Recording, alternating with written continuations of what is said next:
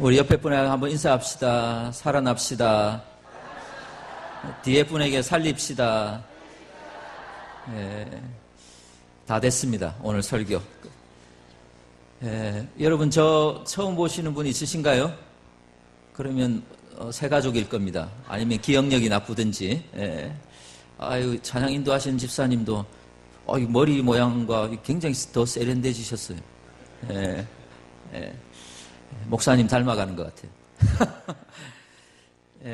제가 2년 전에 2016년 11월 5일 여러분 최종영 목사님 위임식 때 참석했고, 그 다음날 하룻밤 왕궁 온천에서 자고 오후 예배 인도했습니다. 그때 뭐 설교했는지 아십니까? 오늘 그 설교를 다시 하겠습니다. 나는 행복한 사람입니다. 그거 했어요. 그리고 다른 거 설교는 기억 안 나시더 10편 1편 했고, 다른 거 기억 안 나더라도 제 기억에는 맨 끝에 제가 목사님과 두 손 잡고 같이 축도했던 기억이 있습니다. 맞는지 모르겠어요. 그래서 부흥을 소망했고 2년이 지났어요. 정확하게는 2년 2개월.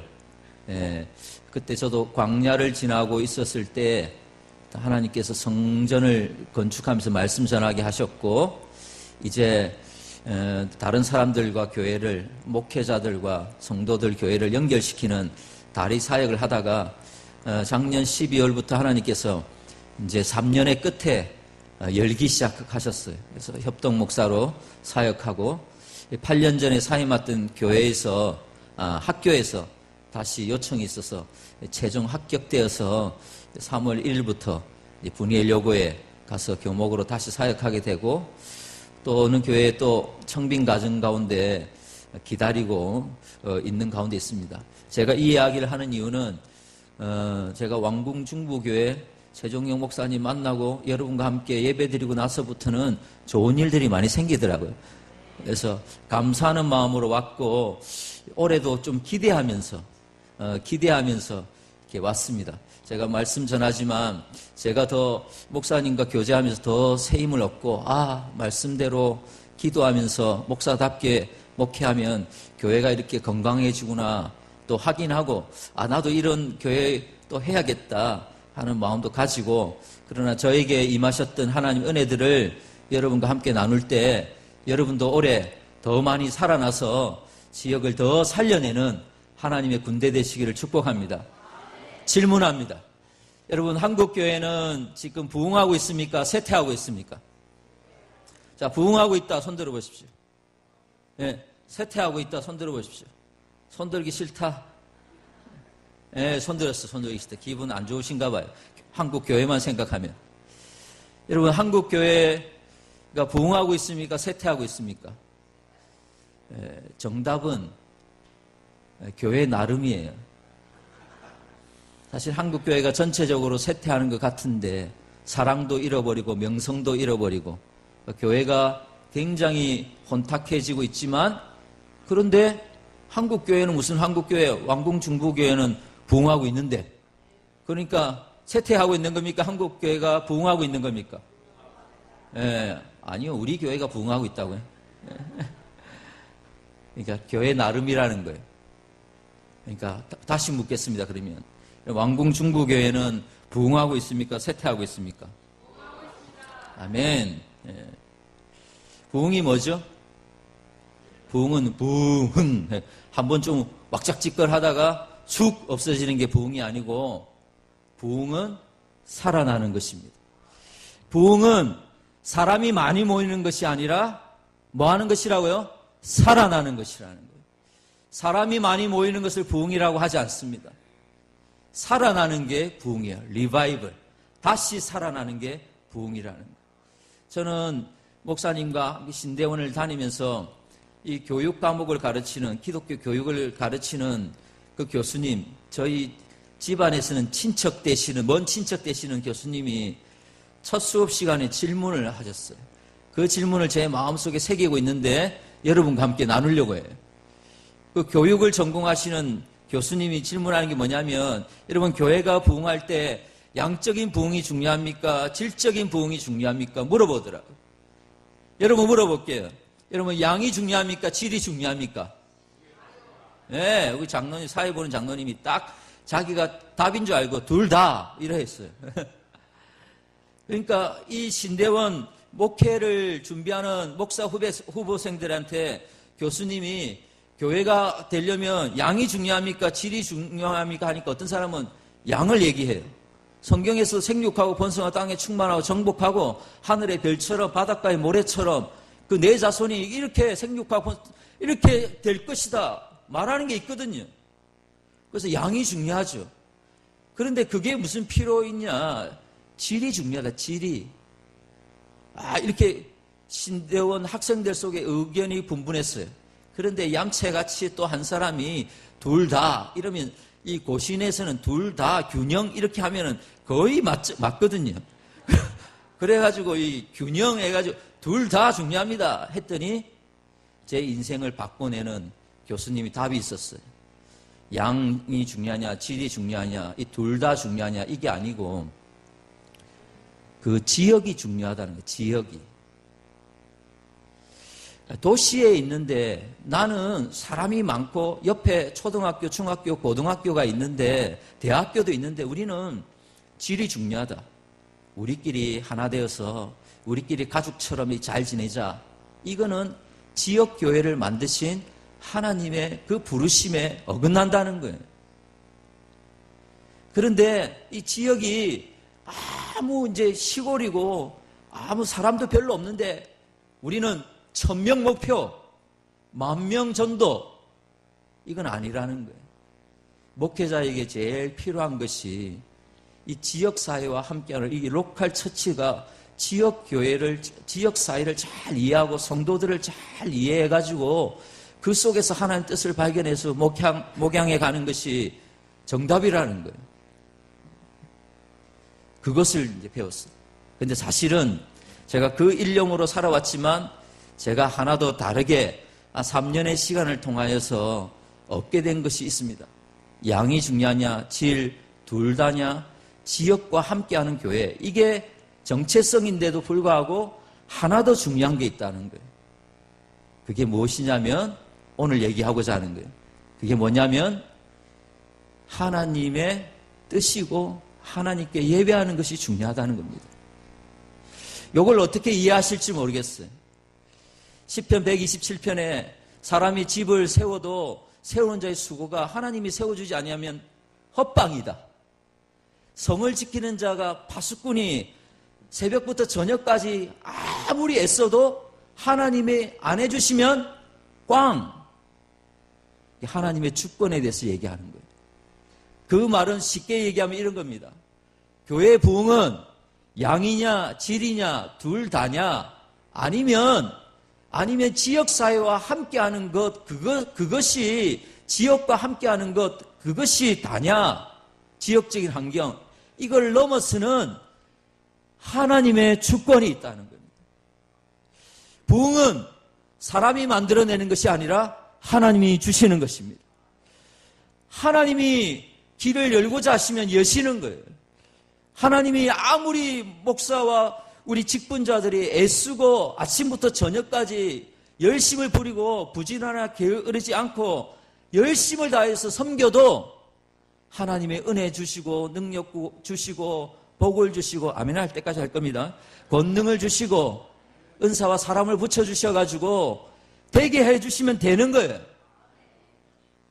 근데 환경이 아무리 어려워도 하나님이 이것을 하기를 원하신다면 그것을 해야지 순종의 복을 받는 것입니다. 제가 3년을 통해서 요거를 하나 배운 거예요. 하나님이 해주셔야 되구나. 그것이 은혜이구나. 그게 하나님의 복이구나. 그래서 우리는 단지 양이나 질이나 어떤 이 지역적인 환경에 따라서만 목양을 해내는 것이 아니라 하나님께 더 집중하고 하나님께 시선을 맞추고 하나님의 마음이 무엇인지 그 뜻이 무엇인지 나를 통해서 하고자 하는 그 일이 무엇인지 하나님이 하고 싶어하는 그 일들을 내가 이루어드려야겠다. 우리 교회가 이루어드려야겠다. 그것이 중요하다는 것입니다. 여러분 사람은 방법을 찾아다니지만 하나님은 사람을 찾습니다. 자, 사람은 방법을 찾지만 하나님은 사람을 찾으신다. 시작. 사람은 방법을 찾지만 하나님은 사람을 찾으신다. 사람은 돈 생각하고 어떤 이론, 방법, 기술, 특허, 어떤 프로그램을 생각하고 조직을 생각하지만 하나님은 사람을 찾으시는 거예요. 이게 사람은 하나님의 형상이라고 창세기 1장 26절 28절에 말하고 있어요. 그래서 생육하고 번성하고 땅에 충만하고 정복하고 다스리라. 하나님 형상이라는 말은 이 세 가지 의미입니다. 첫째는 뭐냐면 하나님과 우리가 교제하는 겁니다. 그래서 하나님을 가까이 하는 것이 너희의 복이다. 음녀같이 대저 주를 멀리하는 자들마다 망하리로다. 신앙생활은 행위가 아니라 거리 유지에 하나님과 얼마나 관계가 되느냐, 그것입니다. 그래서 하나님과 교제하는 거예요. 두 번째는 무엇이냐면 하나님과 일하는 거예요. 생육하고 번성하고 충만하고 정복하고 다스리라. 하나님과 인간이 함께 일하게 되는 것, 그것입니다. 그래서 동력하는 거예요. 하나님과 동력하는 것. 그걸 위해 우리 하나님 형상으로 만들었어요. 그런데 최고의 목표는 무엇이냐? 그것은 하나님과 인간이 교제하고 동력함으로써 결국에는 무엇이냐? 사람의 목적은 하나님을 닮아가는 것, 예수님을 닮아가는 것. 그것을 위해서 일하고 그것을 위해서 하나님과 교제하는 거예요. 여러분 옆에 분 한번 보세요. 예수님 닮았는지 마귀 닮았는지. 뭐 축복합시다. 당신을 보니 예수님이 생각납니다. 예, 오늘도 길과 진리 생명이신 예수님 했는데 예수님 만나면 얼굴이 예수님처럼 닮아가야 되잖아요. 그죠? 예. 우리의 궁극적인 목적이 예수님을 닮아가는 거예요. 예수님 닮아. 그래서 오늘 직분자 헌신 예배를 하는데 핵심이자 결론이자 이 오늘 본문 말씀 다 아시죠? 예, 설교 끝. 예. 저는 오늘 뭔가를 집어넣는 것보다도 여러분 안에 있는 것들을 끄집어내고 정리정돈을 시켜가지고 오늘 직분자들과 함께 기도하는 게 제 목적이에요. 그래서 저의 한계를 뛰어넘는 하나님의 성령님의 역사가 우리 예배 가운데 가득하기를 소원합니다. 여러분 제가 말한 걸 기억하십시오. 하나님은 사람을 통해서 일하십니다. 사람을 찾고 계셔요. 그래서 창세기 18장에도 소돔과 고모라가 멸망할 때 하나님 누구를 찾으십니까? 의인 10명을 찾으시는 거예요. 왜 소돔과 고모라가 멸망했습니까? 동성애 때문에 멸망한 게 아니에요. 동성애를 포함한 죄악들이지만 더 중요한 의미는 누가 없어서, 의인이 없어서 망한 거예요. 죄악 때문에 망했지만 의인이 없어서 망한 거예요. 에레미야 5장 1절에도 이 예루살렘이 바벨론에 포로되어 갈 때 그때도 5장 1절에 이렇게 말해요. 너희 온 예루살렘 거리를 왕래하여 급히 빨리 돌아다녀봐라. 진리를 구하는 사람 한 사람만 있어도 내가 멸하지 않겠다. 그럼 예루살렘이 왜 멸망했습니까? 그 한 사람이 없었기 때문에. 여러분 계속적으로 역대하 16장 9절에 여호와의 눈은 온 땅을 두루 감찰하사 자기에게 전심으로 향하는 자에게 능력을 베푸시나니. 하나님의 눈이 스캔하고 MRI 촬영하면서 온 교회를 지금 찾아다니시는 거예요. 누가 나에게 전심으로 나를 향하는 자. 이 전심이라는 게 영어로는 싱글 포커스. 하나님께만 초점을 두는 사람이에요. 반대는 뭐냐면 더블 포커스예요. 세상과 하나님 양다리 사이에서 왔다 갔다 하다가 가랭이가 찢어져요. 근데 하나님만을 전심으로 바라보는 사람에게 찾아서 뭐 주신다고요? 능력을 베푸시나니. 그래서 이새의 아들 다윗을 만나니 내 마음에 합한 자다. 너는 내 마음과 딱이다. 너는 나하고 영적인 코드가 맞다. 영적 궁합이 맞아. 마음이 딱 맞으니까 그 사람에게 다윗에게 뭘 주십니까? 지혜를 주십니다. 능력을 주십니다. 은사를 주십니다. 아멘 할 때까지 합니다. 복을 주십니다. 권능을 주십니다. 전부를 주십니다. 그러면 된 거예요. 하나님께 발견만 되어지면. 하나님은 사람을 찾으시는 거예요. 사람을 찾으셔요. 그런데 오늘 아주 핵심적인 게 무엇이냐면 이거예요. 사람이 양이나 질이나 환경에 따라서 왔다 갔다 하는 온도계처럼. 여러분 온도계는 뭡니까? 지금의 몇 도라는 것을 설명해 주잖아요. 25도면 온도계는 25도야. 환경의 영향을 많이 받는 게 온도계예요. 그런데 온도를 갖다가 22도로 맞춰놓으면 이 온도 조절계가 22도로 맞춰지면 그 환경이 22도로 바뀌어버려요. 우리는 온도계 같은 신앙생활을 하는 게 아니라 온도 조절계에 그것을 위해서 부름을 받은 거예요. 환경과 상황에 따라서 부르심이 왔다리 갔다리 하는 게 아니라 부르셨다면 그것을 감당할 은혜와 능력과 복을 주셔서 그 사명을 감당케 하시는 겁니다. 그런데 기억해야 될 것, 하나님은 사람에게 제한받지 않으신다. 하나님의 방법이 사람이지만 그러나 그 사람에 의해서 하나님의 역사가 좌우되지 않는다. 목사 한 명에 의해서 그 목사 없어지면 또 교회가 또 뒤숭숭해지고 엉망진창이 돼서 교회가 뿔뿔이 흩어지는 그런 교회를 원하시는 게 아니라는 거예요. 장로님 한 분에 따라서 힘에 따라서 왔다 갔다 하고 누가 큰 소리 치고 힘 있는 사람 때문에 교회가 시끄러워지는 것 같아도 하나님은 결국 하나님의 때에 하나님의 방법으로 하나님의 교회를 하나님께서 이끌어 가십니다. 따라합시다. 하나님은 사람에게 절대로 제한받지 않으십니다. 이걸 잘 알아들어야 됩니다. 그래서 예배가 중요하다는 겁니다.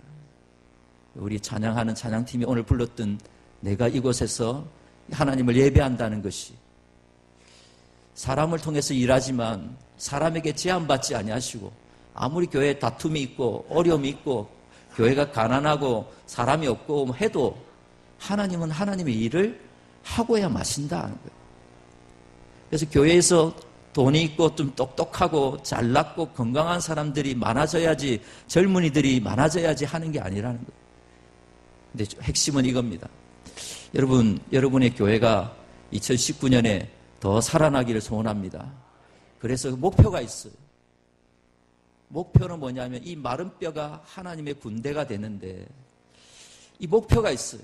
우리의 목표는 우리가 살아나는 데 목적이 있는 게 아니라 여러분 오늘 에스겔서 37장에 있는 말씀은 2600년 전에 기록되어 있는 바벨론 포로 땅에서 하나님의 사람 에스겔 하나님에 의하여 강하여진 자는 하나님의 손, 하나님의 임재, 하나님께 이끌림을 받는 한 선지자가 포로된 땅에서 하나님의 계시를 받고 환상을 보았던 거예요.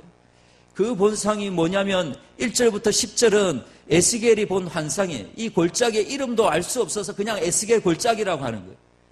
그런데 그것에 대해서 11절부터 14절까지는 이 환상에 대한 풀이가 나옵니다. 근데 11절에 보니까 이 마른 뼈가 누구냐? 11절에 보니까 이스라엘 족속이다 돼 있어요. 하나님의 백성들이 지금 마른 뼈다귀가 돼서 생기가 하나도 없고 절망 가운데 죽음 시체가 되어서 킬링 필드가 된 거예요.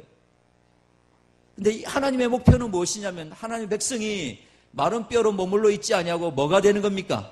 10절에 보니까 이는 극히 큰 하나님의 군대가 되기를 원하는 거예요. 병원과 같이 치료가 되고 학교처럼 훈련도 받지만 그러나 결국에는 하나님의 군대가 되는 거예요. 근데 하나님의 군대의 특징은 무엇이냐면 세상의 군대는 다른 나라의 군대를 죽이는 군대지만 하나님의 군대는 사람 낳는 어부처럼 세상을 사람들을 살려내는 군대가 되는 것입니다. 그걸 위해 든든히 서 있는 거예요.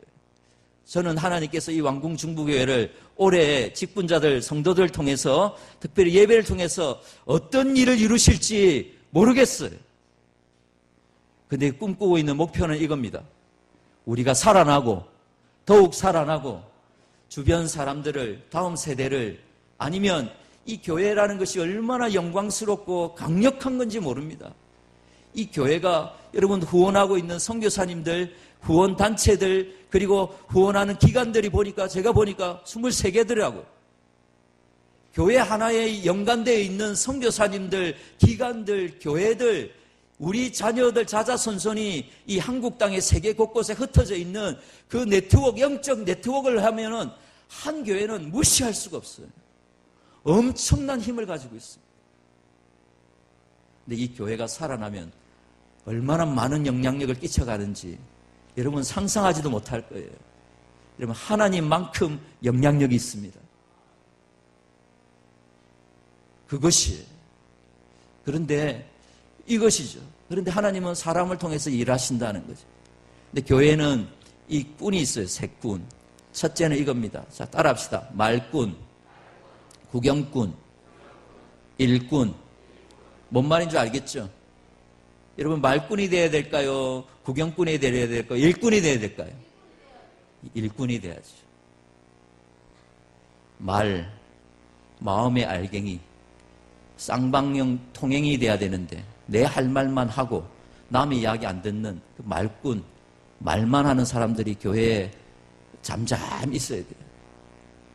그리고 맨날 구경만 하죠. 구경꾼. 어떻게 잘하나 보자.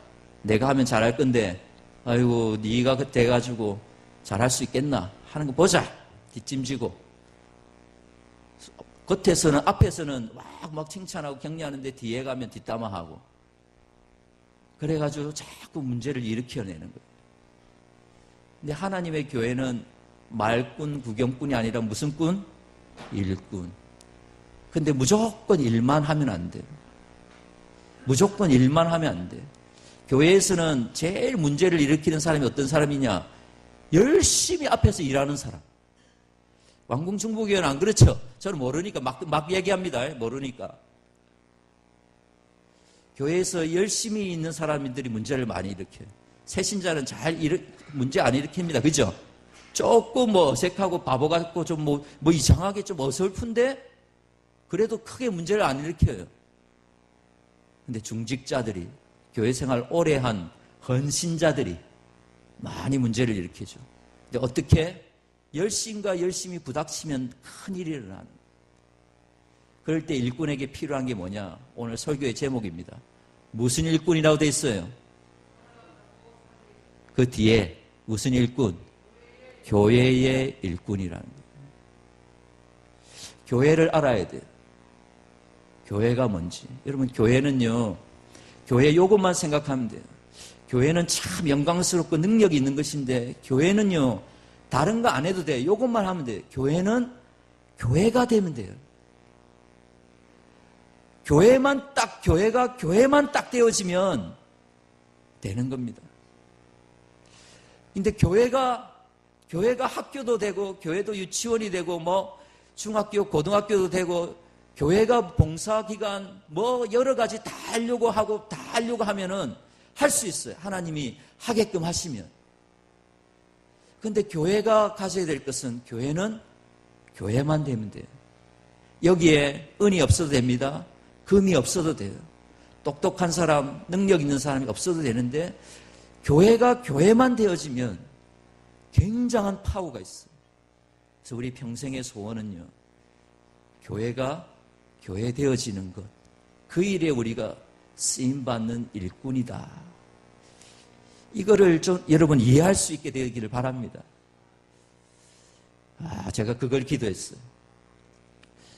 여러분, 교회 되는 일에 이 교회가 뭘까? 우리가 교회만 되면 되는 거예요. 교회. 이 교회를 오늘 에스겔서 37장에 있는 것들로 따져보면 교회가 뭘까? 교회는 그냥 하나님이 세우신 거예요. 그리고 교회는 하나님의 임재가 있는 곳이죠. 그 속에 어떤 것이냐면 하나님께서 이 에스겔에게 보여주셨어요. 여러분 2절에 보면은 이렇게 말씀하고 있습니다. 여러분 37장 2절에 보면 나를 급비어 사방으로 지나가게 하심으로 뭐한즉 되어 있습니까? 뭐한즉 2절에 본즉 보는 거예요. 보여주셨어요. 그러면서 8절 보세요. 내가 또 보니 하나님이 보여주셨어요. 그러니까 하나님이 보고 있는 것을 이 에스겔에게 보여주시는 거예요. 보여주는 게 뭐예요? 보는 거. 이게 비전이에요. 비전. 텔레비전 보는 거예요. 하나님은 에스겔에게 하나님의 꿈을 보여주시고 그 하나님께서 그 꿈을 이루어 가시는 것을 경험케 하시고 그것을 사람을 통해서 그 꿈을 이루어 가게 하시는 거예요. 자, 근데 정리를 하면은 이렇습니다. 여러분, 오늘 두 가지 포인트입니다. 첫째는 이겁니다. 자, 따라합시다. 살아난 일꾼. 살아났다는 거예요. 근데 살아났다는 말은 뭘 전제할까요? 살아났다는 말은 뭘 전제할까요? 마른 뼈처럼 여러분 궁시렁궁시렁 되는데 무슨 말인지 어제도 피곤하시고 오늘 첫 예배 드리고 막 가족 모임하고 구역 모임해서 해롱해롱 하시는 것 같아요. 예. 요약합시다. 살아났다는 말은 뭐를 전제로 하고 있죠? 깔고 있는 게 죽었다. 맞습니다. 여러분, 이스라엘 백성, 교회가 죽을 수 있습니까?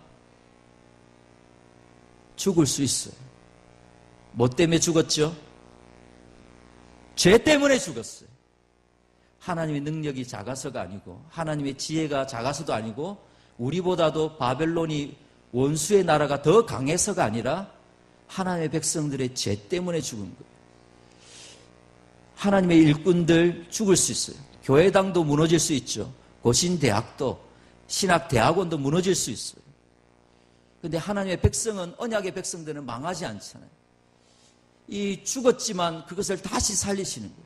사실은 오늘 본문에 있는 말씀들은 뭐냐면 사실은 절망으로 시작됐지만 결국 소망으로 끝나는 게 오늘 본문의 말씀이에요. 죽음이 다시 부활로 바뀌는 거예요. 그리고 아무런 마른 뼈가 하나님의 군대로 바뀌는 것. 이게 2019년 왕궁중부교회 소망의 하나님 아닙니까? 나를 볼 때는, 환경을 볼 때는, 원수를 볼 때는 죽을 수밖에 없는데 이 마른 뼈를 하나님의 군대로 바꾸시는 전능하시고 전지하신 살아계신 아버지 하나님께서 우리 가운데 말씀하시고 성령을 부어주시니까 하나님의 사람들을 통해서 제한받지 아니하시고 하나님 하고자 하는 일들을 다 이루신다. 그게 소망에 대한 이야기라는 거예요. 그것입니다. 그런데 이 꿈을 주시고 꿈을 이루게 하시는 분이, 사람을 통해서 하시는 분이 하나님이시다. 자, 전제가 뭐냐면 죽었다는 거예요. 이 죽었는데 이 바벨론 제국에 포로되어서 우상 숭배하고 그들의 문화를 배우고 그 영향력을 다 받으면서도 찬송을 잃어버리고 기도를 잃어버리고 예배를 잃어버려서 그냥 고국을 그리워하면서 있는 마른 뼈가 되어 있는 이거예요. 마치 여러분 탕자죠, 탕자. 탕자의 안타까움은 뭡니까? 탕자의 안타까움은 지금 먹을 것이 없고 입을 것이 없고 잘 것이 없어서 돼지 우리에 있었다, 고생하고 있다, 이게 중요한 게 아니고 탕자의 정체성은 아버지를 떠났다는 거예요. 인간적인 고생이 중요한 게 아니라 아버지를 떠난 결과가 이렇다는 거예요. 그래서 아버지께로 돌아가는 것, 그것이죠. 포로 기환하는 것. 그래서 그들의 정체성을 다시 한번 보여주시는 거예요. 우리가 지금 마른 뼈가 되었다는 거예요. 어디에서? 바벨론에서. 한번 여러분 말씀을 볼까요? 이런 창세기 10장 말씀을 한번 보겠습니다. 한번 띄워주세요. 10장 8절부터 10절에 있는 말씀.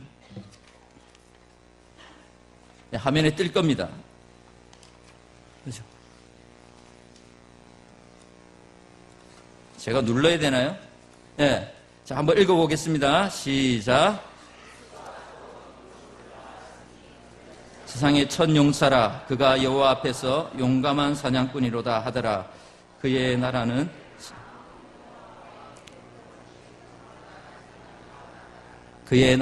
신할 땅의 바벨과 에렉과 악각과 갈레에서 시작되었으며 됐습니다.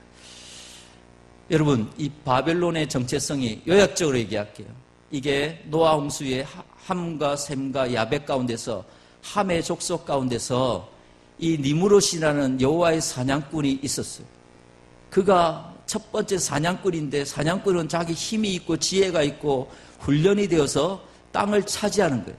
함의 자손 가운데 이 니무롯이 나왔는데, 니무롯이 만들었던 그 나라가 뭐냐면 신할 땅에 뭐라고 되어 있습니까?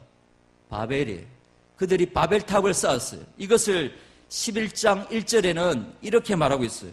온 땅의 언어가 하나여 말이 하나였더라. 이에 그들이 동방으로 옮기다가 신할 평지를 만나 거기 거류하며.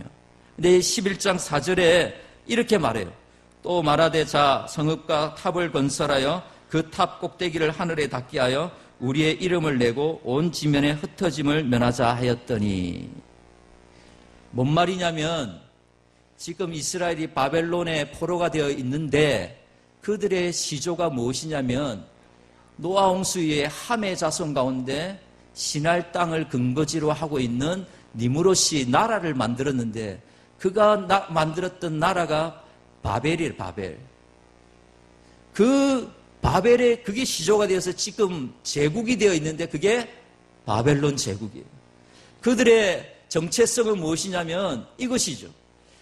하나님은 생육하고 번성하고 땅에 충만하고 정복하고 다스리라고 했는데 흩어짐을 면하고자 성을 쌓고 대를 쌓아서 흩어져. 이것은 정면으로 무엇이냐면 하나님의 명령을 거절한 거예요.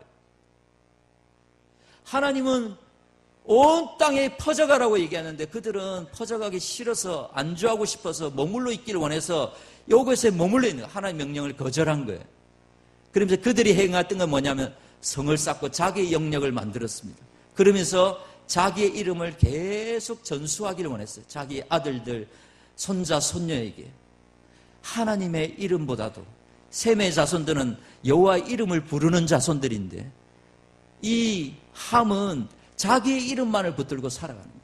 이게 뭐냐면 이 시대 정신이 이렇다는 거예요. 결국에는 하나님의 명령을 거절하고 자기 나 밖에 머물러 있으면서 자기의 이름을 붙들고 살아가는 거예요. 자기의 이름만을 붙들고 살아가는 그 사람들. 근데 하나님의 이름을 찬송하던 그 백성들이 이 바벨론의 그 부와 강성함을 보고 그들의 이름, 그들의 신을 따라서 부해지려고 그들에게 무릎 꿇고 경배하기 시작했던 그 결과들이 바벨론에 포로되었다. 그게 죽음이라는 거예요. 그래서 포로되었다는 겁니다. 이 정체성이 이렇다는 거예요. 우리는 계속적으로 우리의 이름을 드러내려고 하고 우리의 내 생명, 내 자손, 내 남편, 내 아내, 내 자식, 내 손자, 손녀 그것들만 붙들고 내 이름, 그 명예, 그 이름 붙들고 교회 안에서나 세상 속에 그 이름을 증거하려고 살아가는 거예요. 근데 그것이 죄가 되었다. 하나님이 있어야 될 자리에 자신의 가족이, 자기의 아들, 딸의 이름이, 그리고 세상에 부러워하는 그 사람들의 이름을 가슴속에 듣고 그것처럼 살아보려고 몸부림치다가 점점 보호막이 없어지고 살이 없어지고 그래서 마른 뼈가 다 되어서 죽어 있는 상태라고. 근데 살려내기를 원하셨다는 겁니다. 하나님은 자기 백성이 생명을 얻게 하고 더 풍성히 얻게 하려 하심입니다. 도적은 죽이고 멸망시키려 할 뿐이지만 하나님은 우리가 살아나기를 원하시고 더 풍성하게 살아서 다른 사람도 살려내기를 원하신다 하는 거예요. 그래서 우리 교회에 있는 자들이 교회의 일꾼은 예배하는 일꾼이에요. 그래서 일꾼, 주님의 나라의 이 주님의 이름, 오늘 우리가 예배 드렸던 예수 그분이 누구신가? 길이요 진리요 생명이신 그분, 그 예수 그리스도의 이름을 붙들고 이름을 부르고 이름을 높이고 이름을 증거하고 이름을 전수해 주는 거예요. 우리 자손들에게. 그래서 교회 안에 교회가 벌떡이는 물고기처럼 되려면 여러분 성령의 역사, 생명의 역사들이 가득하길 소원합니다. 그래서 이 교회는요 안정된 교회가 아니라 자꾸 새 가족이 와야 돼요. 그래서 특별히 남자들이 와야 돼요. 남자들이 살아나야지 우리 가족이 살아나기 때문에, 그리고 이 시대가 살아나기 때문에, 그리고 이 교회가 벌떡이는 물고기같이 되려면 젊은이들이 많아져야 되죠. 그래서 어리고 부족한 사람들이 와서 예수 안에서 하나님과 교제함으로 하나님이 일함으로 하나님을 닮아감으로, 그래서 이 교회가 마른 뼈다귀가 가득한 교회가 아니라 하나님의 군대가 되는 거예요. 그래서 여러분이 하나님이 주셨던 이 말씀 위에 성령이 임하셔야 됩니다. 새 영을 부어주셔야 돼요.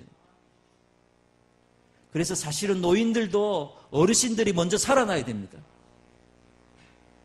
어르신들이 안 살아나면은 이 교회는 소망이 없어요.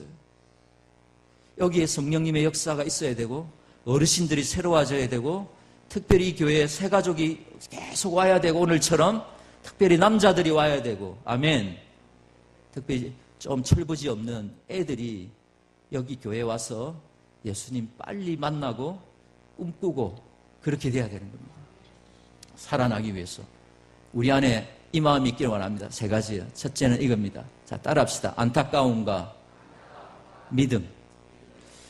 여러분, 우리 교회를 바라볼 때, 영혼들을 바라볼 때, 우리 성도들 바라볼 때 안타까움. 주님이 말씀하십니다. 이 뼈들이 능히 살겠느냐. 다 보여주시는 거예요. 다 살아있는 자가 자기 외에는 아무도 없어요. 안타까움을 가져야 돼요.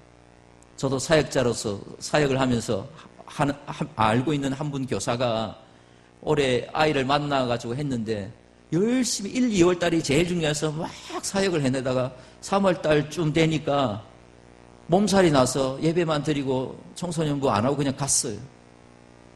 가는데 몸살이 났어, 몸살. 몸살이 뭔지 아십니까? 몸이 살라고 발부둥 치는 거예요. 그러니까 그 상태로 계속 하다가는 넌 안 된다. 그래서 몸에 열을 주고 좀 쉬게 하기 위해서 좀 쉬라고 몸에서 신호를 보내줬어요. 그때 제가 신방을 갔습니다. 신방이 뭐냐? 심심할 때 방문하는 것 아니고 하여튼 방문을 했어요. 물어보니까 두 가지 소원을, 기도 제목이 뭐냐 물어보니까 목사님, 우리 아이들이 지각 안 하고 어떻게 하면 교회 올 수 있을까요? 어떻게 하면 예배 시간에 하나님께 예배하고 입 벌려 찬송할 수 있을까요? 어떻게 하면 기도할 수 있을까요? 그게 고민이 돼가지고 몸살이 났어. 아이들 영혼을 바라보는데 그냥 교회 와도 안 와도 상관없고 누가 결석 구역에서 누가 빠져도 아무 상관없고 뭐 일이 있겠지. 또 남편이 또 어디 갔겠지. 그냥 지나가는 게 아니라 안타까움을 가지고 마른 뼈를 바라보지. 근데 이러면 안 됩니다. 네 마른 뼈다 임마. 정신 차리라. 이거 아니죠. 근데 믿음이 있어야 돼요. 주님이 질문합니다. 이 뼈들이 능히 살겠느냐? 그때 에스겔의 대답은 뭡니까? 주께서 아십니다. 여러분 애매할 때는 이렇게 얘기해야 돼요. 하나님의 능력을 봐서는 될 것 같고 내 능력을 봐서는 안 될 것 같으면 제일 좋은 답. 주께서 아십니다. 이거는 뭐냐면 하나님만이 하실 수 있다는 거예요. 이 믿음이 있는 사람입니다. 교회의 일꾼들은 안타까움이 일어나야 돼요. 그리고 믿음이 있어야 돼요. 나는 아니지만 누구는 된다? 하나님이면 하실 수 있다. 마른 뼈도 하나님의 군대가 될 수 있다. 우리 애들이 예배하고 찬송하고 기도하고 말씀 앞에 아멘 할 수가 있다. 은혜의 단비를 주시옵소서. 우리 가족이 0.1mm씩 십자가 앞으로 가까이 오고 있다. 내 한 번 예배 때문에, 내 기도 때문에. 우리 같이 임마누엘 예수만 섬기는 가정 언젠가 될 거야. 주 예수를 믿으라. 너와 내 집이 구원을 얻으리라. 그 말씀이 이루어질 거야. 두 번째는 뭐냐면 말씀의 통로가 되는 겁니다. 에스겔은 말씀의 통로가 됐어요. 외쳤어요. 살아나라 마른 뼈들아. 아멘이 없으시다 그죠? 에이 지쳤다. 에이 그냥 합시다. 살아나라 마른 뼈들아.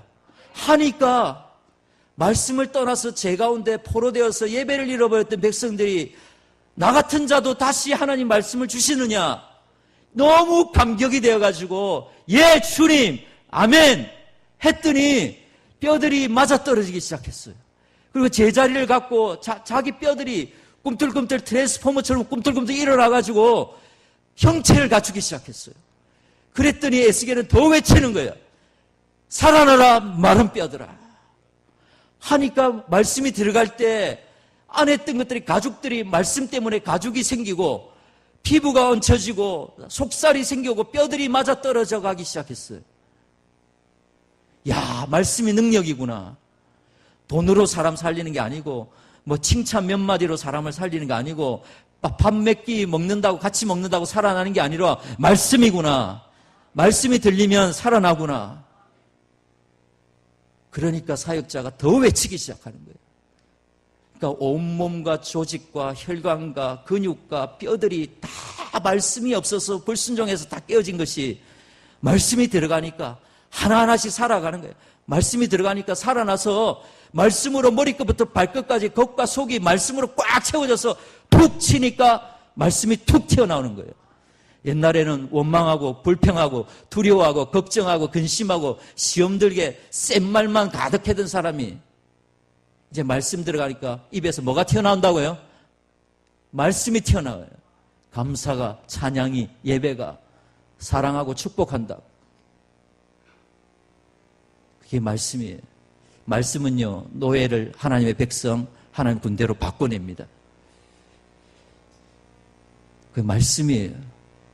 성경을 가까이 하면 성령님이 가까이 하시고 성경을 멀리하면 사탄이 가까이 한다. 시작.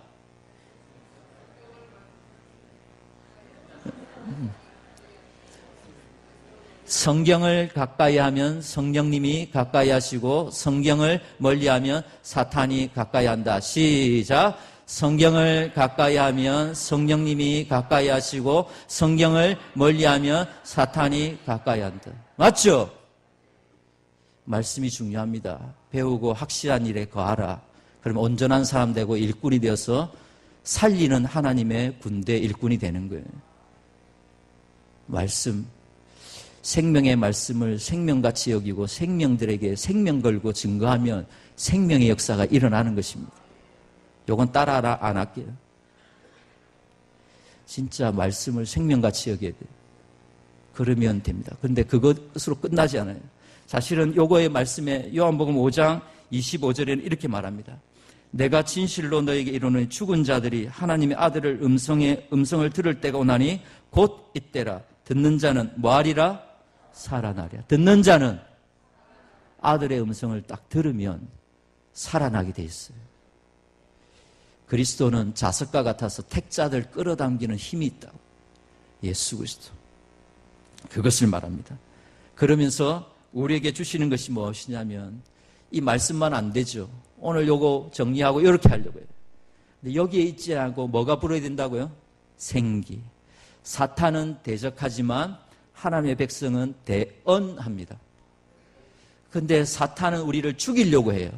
살기 등등해요. 그런데 예수님은, 성령님은 생기라고요. 사탄은 대적하지만 하나님의 사람들은 대언하는 거예요. 그런데 사탄은 우리에게 살기 죽이려고 하지만 성령님은 우리에게 뭘 주신다고요? 생기라고요. 살리는 영이라고. 그런데 이 살리는 영이 우리 교회에 임하기 시작하는 거예요. 이러면서 사도행전 2장 17절에 이렇게 말씀하고 있어요. 시작. 하나님이 말씀하시기를 말세에 내가 내 영을 모든 육체에 부어주리니 너희의 자녀들은 예언할 것이요 너희의 젊은이들은 환상을 보고 너희의 늙은이들은 꿈을 꾸리라. 아멘. 여러분, 교회를 가장 중요하게 여기는 것이, 교회는 제가 볼 때 가정과 같다 이렇게 생각해요. 사실은 교회는 가정보다 더 큽니다. 가정 같은 교회, 교회 같은 가정 사실은 아니에요. 교회가 가정하고 좀 비슷하지만 가정보다 교회는 더 커요. 그런데 교회가 얼마나 건강하고 잘 되어가고 있는가를 알 수 있는 게 뭐냐면 가정과 빗대요. 여러분, 자녀들을 낳을 때 자녀들 낳는 것이 돈이 있으면 애를 낳고 돈이 없으면 애를 안 낳습니까? 세상은 그렇게 돌아가요. 근데 돈이 없어서 애를 안 낳는 게 아니라 사랑이 없었어요. 자녀는 사랑으로 낳는 거예요. 교회가 교회만 되어지면 됩니다. 교회에서의 핵심은 뭐냐면 요거죠. 사랑하기 때문에 자녀를 낳는 거예요. 돈 때문에, 출산 이것들 때문에 안 낳는 거, 이거는 세속적인 겁니다. 교회의 모습을 여러분 37장 7절에 한번 보세요. 7절에. 이에 내가 명령을 따라 대언하니 대언할 때 소리가 나고 움직이며 이 뼈 저 뼈가 들어맞아 뼈들이 서로 뭐하더라? 연결되더라. 교회의 모습은 이렇게 연결되는 거, 하나 되는 거예요. 하나 될 수 있는 힘은 사랑입니다. 사랑. 사람의 사랑 아니라 그리스도의 사랑. 이것 때문에 교회가 하나 되는 거예요. 성부, 성자, 성령님도. 그래서 자녀들이 예언하고 젊은이들이 환상을 보고 늙은이가 꿈을 꾸는 거, 성령님은 비전의 영입니다. 그래서 계속적으로 이 비전의 영은 계속적으로 사탄은 과거만 계속 끄집어냅니다. 과거의 실패, 상처받았던 것들, 실수했던 것들, 그거 끄집어내고 우리를 정죄해요. 그런데 성령님은 자꾸 미래를 얘기하는 거예요. 자녀들은 예언하고 젊은이들은 환상을 보고 늙은이가 뭐라고요? 꿈을 꾸는 거예요. 그래서 교회의 어른들이 성령 충만하셔야 돼요. 그래서 꿈을 꿔야 돼요. 계속 과거만 얘기하고 왕년에 얘기하고 이런 게 아니라 어른들이 계속 꿈을 얘기해야 돼요. 이게 성령 충만한 사람들이에요. 그런데 이 전부 다 자녀와 3대가 손자, 손녀와 아들, 딸이 그리고 할아버지, 할머니가 3대가 다 예언하고 환상을 보고 꿈을 꾸는, 이게 성령님이 역사하시면 하나 되게 하시고 비전을 이루게 하십니다. 그런데 이 일들이 어떻게 일어나게 될까요? 안타까움과 믿음과 그리고 말씀의 통로, 생기가 불어오기 위해서는 어떻게 하면 될까요? 교회가 교회 되려면 어떻게 하면 될까요? 그것을 이렇게 말하고 있어요. 여러분, 에스겔서 36장 빨리빨리 한번 읽어보겠습니다. 36장 37절 38절 화면에 뜹니다. 같이요. 시작. 주 여호와께서 이같이 말씀하셨느니라. 그래도 이스라엘 족속이 이같이 자기들에게 이루어 주기를 내게 구하여야 할지라. 내가 그들의 수요를 양떼같이 많아지게 하되 제사 드릴 양떼 곧 예루살렘이 정한 절기의 양무리같이 황폐한 성읍을 사람의 때로 채우리라. 그리한즉 그들이 나를 여호와인 줄 알리라 하셨느니라. 여러분이 어떻게 하면 마른 뼈가 하나님의 군대가 될까요? 그건 뭐냐면 이렇게 말해놨어요. 자, 따라합시다. 내게 구하여야 할지라. 이게 비전을 이루기 위해서 기도해야지 이 마른 뼈가 하나님의 군대가 된다는 겁니다. 여기에 현상은 뭐냐면 예루살렘 절기에 양떼들이 가득하죠. 그 말은 뭐냐면 예배드리기 위해서 절기를 쫓아서 순종해서 온 사방에 흩어진 사람들이 이 예루살렘 성전으로 다 모여들기 시작했다는 거예요. 예배가 회복됐다는 거예요. 예배드릴 마음들을 일으켜 주셔가지고 그래서 이 나 여호와인 줄 알게 되는 일들이 일어나게 됐다. 이게 이런 일들은 그냥 이루어지는 게 아니라 비전을 가지고 기도하여야 이루어진다는 거예요. 여러분, 직분자들입니다. 우리 모든 성도들이 올해 여러분 이겁니다. 사역의 목표는요, 일을 해야 돼요. 교회 일꾼들은 일을 해야 됩니다. 말하고 구경하는 게 아니라 일을 해야 돼요. 근데 어떤 일을 하느냐? 안타까움과 믿음을 가지고 말씀의 통로가 되고, 근데 성령의 통로가 되는데 기도해야 돼요. 아시죠? 근데 여러분 기억하십시오. 올해 제가 새롭게 터득한 게 이거예요. 어제 교사 강습회 때 얘기하려고 하다가 총회를 위해서 제가 5분 일찍 끝내준다고 기도 안 하고 마쳤어요.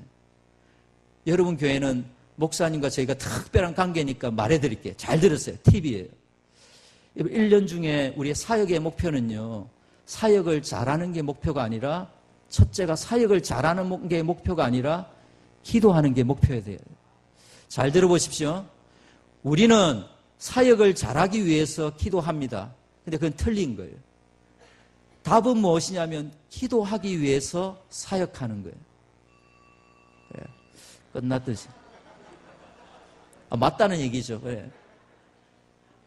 잘 들어보세요. 요거는 팁하고 우리가 기도할 겁니다.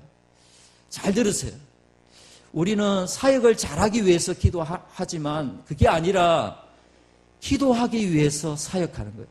하나님 우리에게 올해 목회 계획과 연간 계획을 만들어주시고 내게 위원회와 부서와 직책을 맡기신 이유는 그 일을 잘하라고 하는 게 아니라 우리에게 그 일을 통해서 그 사람들을 통해서 나와 가까워져 가지고 네가 나와 교제해갖고 결국 네가 나를 닮는 것이 목표인데 네가 기도하면서 은혜의 방편인 이 기도를 누려서 나와 교제를 해서 나와 더 가까워지기를 원하시는 거예요.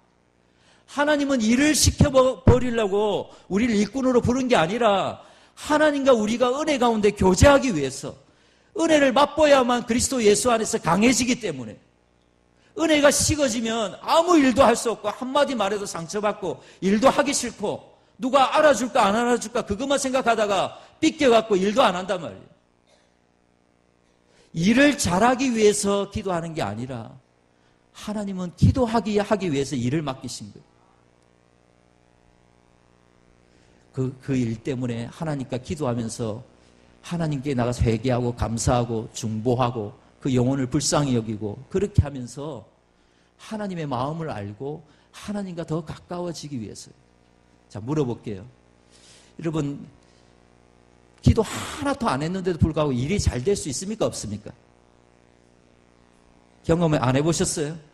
기도는 내가 많이 안 한 것 같은데도 일이 잘 될 수가 있어요. 그런 일이 있습니까? 없습니까? 있어요. 근데 그거는 저주예요, 저주. 근데 내가 일을 너무 열심히 정말 하나님 앞에 했는데도 열매가 없고 잘 안 될 때가 있습니까? 없습니까? 그런 경우가 있어요. 그래도 그것이 족한 은혜입니다. 하나님의 뜻이 있어요. 하나님의 목적은 일의 결과가 중요한 게 아니라 하나님과 우리가 기도 가운데 가까이 하기를 원하시는 겁니다.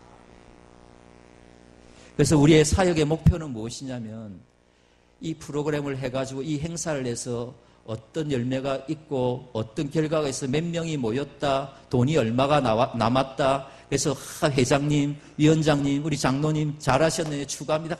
장로님이 맡으니까 진짜 잘하네요. 이게 중요한 게 아니에요. 사역을 통해서의 목적은 내가 그 일들을 통해서 그 사역을 하면서 뭐냐면 내가 그리스도 안에서 성숙해지고 성장케 되어 가는 것입니다. 우리의 목표는 그리스도를 닮아가는 거예요. 내가 이 일들 때문에 올해 1년을 통해서 내가 이 일 하면서 내가 얼마나 그리스도를 닮게 되었는가. 그게 남아야 되는 거예요. 마지막은 우리가 사역을 하고 남아야 될 것은 누가 했다, 얼만큼의 성과가 있고 돈이 얼마 남았다, 이번에는 100% 달성했다. 이게 목적이 아니라 마지막에 남아야 될 것은 무엇이냐면 영혼이에요. 영혼. 1년을 통해서 우리 교회에 원입이 몇 명이고 학습이 몇 명이고 세례와 입교가고 새신자가 얼마나 들어왔고 그게 교회됨이에요. 교회됨. 누가 그리스도께로 가까이 왔는가. 여러분 성직자와 직분자와 교회 예배와 프로그램이 그리스도께로 영혼을 인도하는 것이 없다면, 그리스도를 닮아가는 것이 없다면 그 성직자와 교회는 존재의 의미가 없어요.